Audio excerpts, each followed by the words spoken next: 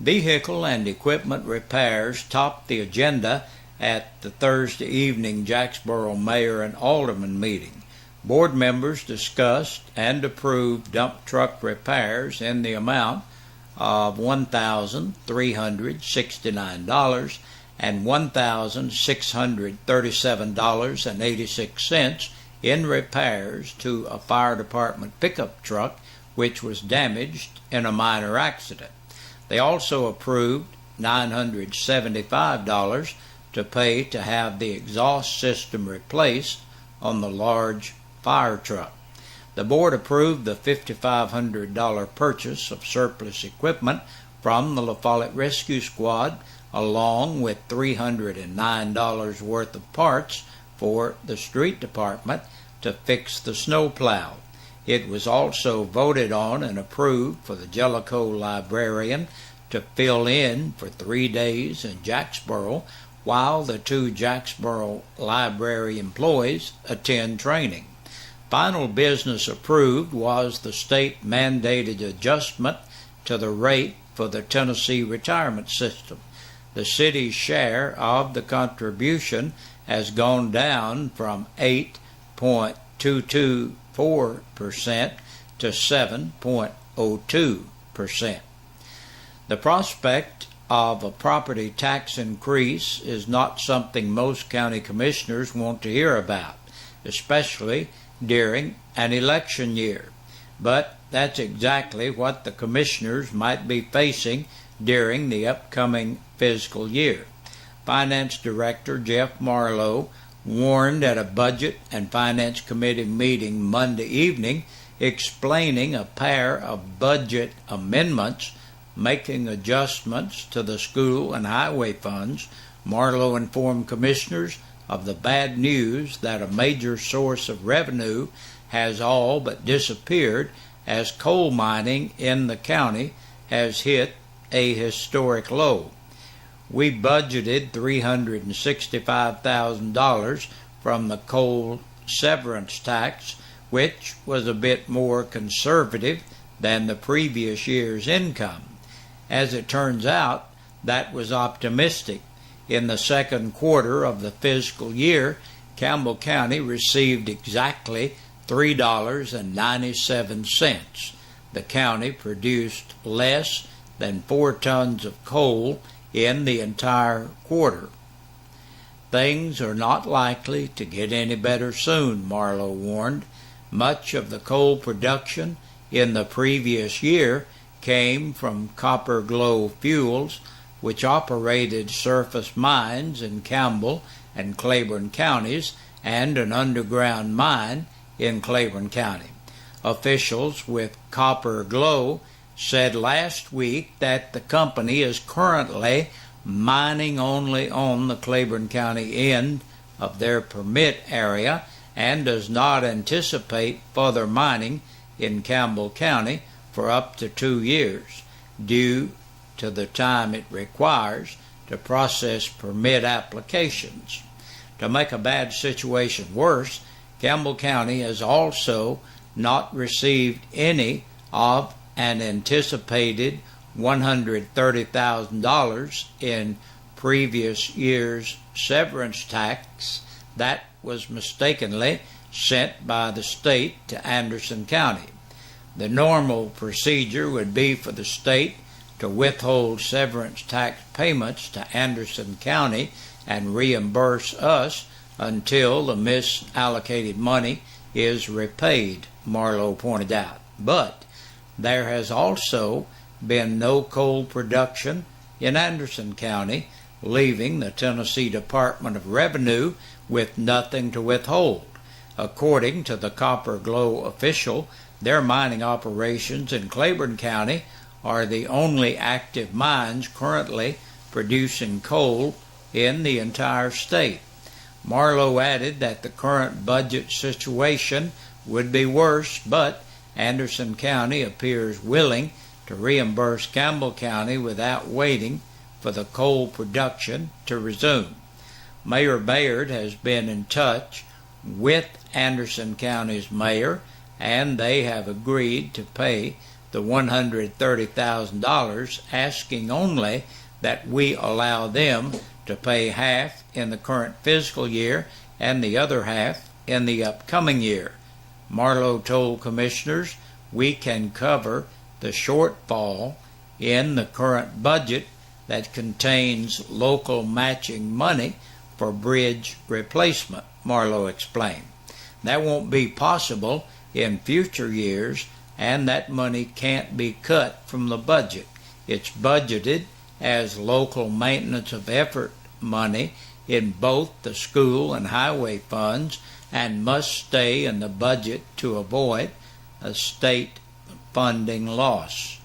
Rusty Orick asked Mayor Bayard if a bill pending in the legislature to return surface mine permitting and regulation to state agencies would help promote more mining.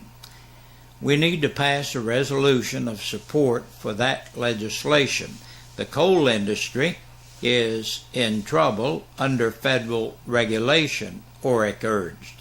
The commissioners also discussed the upcoming transfer of ambulance operations in the Jellicoe areas from the Jellicoe Community Hospital to the Campbell County Ambulance Service. The hospital wants the county to pay $30,000 per year for rent on the building currently housing the North Region EMS. Also, Mayor Bayard suggested instead that the county look into a consolidated county services building that could house the ambulance service as well as the various county offices that are maintained in Jellicoe by the county clerk, sheriff's department, and property assessor. An EMS committee meeting has been scheduled on Monday, March 17th at 5 p.m. to discuss more details about the upcoming transfer of services. An 80-mile-per-hour driver receives lots of attention. If you saw all the law enforcement vehicles between Jacksboro and Caravel Monday evening, you wondered what was going on. Here's an explanation. A Rockwood man weaving in and out of traffic on the 4-lane at a high rate of speed Monday evening easily caught Deputy Cody Chapman's attention. Chapman's report outlines that around 8:30 p.m., 42-year-old Jeff Marlowe was clocked at 80 miles per hour as he switched lanes back and forth in front of the Weirwoods turnoff heading into Jacksboro. Chapman finally caught up with Marlowe at Myers Street and was able to stop him at the entrance to Dog Creek Road in the long stretch of the 4-lane highway. Marlowe received a lot of attention as at least 6 highway patrol cars from various law enforcement agencies came to the scene. Marlowe is charged with speeding along with multiple drug charges. He's being held in the county jail. This is the 7th time Marlowe has been booked through the Campbell County Jail.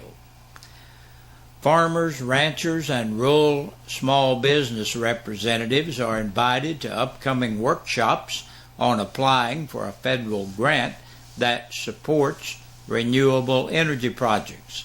The U.S. Department of Agriculture's Rural Energy for America program, known as REAP, promotes rural economic development by assisting rural business to become more energy efficient. Grant funds can cover up to 25% of eligible projects. Roane State will host 2 workshops on applying for the grant. Representatives of Lenoir City-based Ayers Energy will prepare grant applications for those interested. One workshop will be held Thursday, March 27th from 5:30 to 7 p.m. in the Raider Room at the college's main campus at 276 Patton Lane in Harriman. Another workshop will be held Monday, March 31st from 5:30 to 7 p.m. at the Clinton Higher Education and Workforce Training Facility at 214 Nave Street in Clinton. For more information, contact Placement Director Kim Harris at 865-882-4695. That number again is 865-882-4695. And Smithfield and Food City are partnering together to help feed local Knox area families by donating 80,000 pounds of protein to the Second Harvest Food Bank of East Tennessee. This significant donation in Tennessee is part of Smithfield's Helping Hungry Homes tour. Through this program, Smithfield has made more than 180 donations to food banks, after-school nutrition programs, and natural disaster relief across the country. This event takes place at noon on March 13th at the Food City store located at 7350 Clinton Highway at Powell, Tennessee. And that's our news for today. We'll be back with a press release from the Sheriff's Department right after this. 5 people have been booked into the Campbell County Jail in the past 24 hours. Lawrence T. Hill Jr., 46, of Money Road in Caryville, for violation of the registration law and driving while suspended. 42-year-old Jeffrey Dwayne Marlowe of Waldo Road in Rockwood for doing 80 miles an hour in a 40-mile zone, reckless driving, possession of a Schedule II meth for resale, possession of a Schedule IV controlled substance, and possession of drug paraphernalia. David Lee Pierce, 45, of Bald Hill Lane, La Follette, on a capious bench warrant. 28-year-old Victoria Gale Rigney of Pleasant Ridge Road, La Follette, entered the jail to serve court-imposed time. And last today, Benny Clifford Summy, age 70, of Joy Lane in Jacksboro, for aggravated assault. And that's a look at the news, and we thank you for joining us. Have a good evening, and join us again back here tomorrow evening, same time. Hey, Big Josh with you once again with our birthdays and anniversaries on this Tuesday evening. We're going to look at, tell you that our birthday club is brought to you by your friends here at WLAF and Eastside Pizza and Deli. They're located in the Food Line Center, and I'll tell you, you need to stop by and say hi to them. Try out some of that good pizza and fabulous food up there. They'll be happy you did, and tell them you heard about them right here on WLAF. Looking at today's birthdays, Autumn Wilson turns 10 years old today. Happy birthday to you, Autumn. Frankie King celebrates. Happy birthday to you, Frankie. And Cameron Shears is 11 years old today. Happy birthday to you, Cameron. And Danny Ford turns 56. Happy birthday to you, Danny. Christy Goins has a birthday today. Happy birthday to Christy. Catherine Sanders, 32 years old today. Happy birthday to you, Catherine. And Wanda McCamey turns 80 today. Happy birthday to you, Mrs. Wanda McCamey. And we got some belated birthdays. Yesterday, Janice Birchfield turned 61. Happy belated birthday to you, Janice. Tasha Shears turned 31 last Saturday. Happy belated birthday to Tasha. And yesterday, Tyler Cox turned 17. Happy birthday, Tyler. And Tanya Day turned 21 yesterday. Happy belated birthday to Tanya. Alexa Longmire celebrated number 10 yesterday. Happy belated birthday to you, Alexa. And Anna Douglas was 80 years old this past Sunday. Happy belated birthday to you, Mrs. Anna Douglas. And we hope all of you had a great day and are having a great day. And today, Reverend Jim and Priscilla Burton, they celebrate 48 years. Happy anniversary to you, Reverend Jim and Priscilla. We hope you all are having a great day. Now, if you're celebrating your birthday or your anniversary, we want you to have a great day, but we need to have your name in here, and the reason for that is we have a drawing every Friday, and that's how you become eligible. to be in our drawing. You could win a birthday dinner for two or an anniversary dinner for two from your friends here at WLAF and East Side Pizza and Deli. I gotta go. Good Lord willing. See you tomorrow.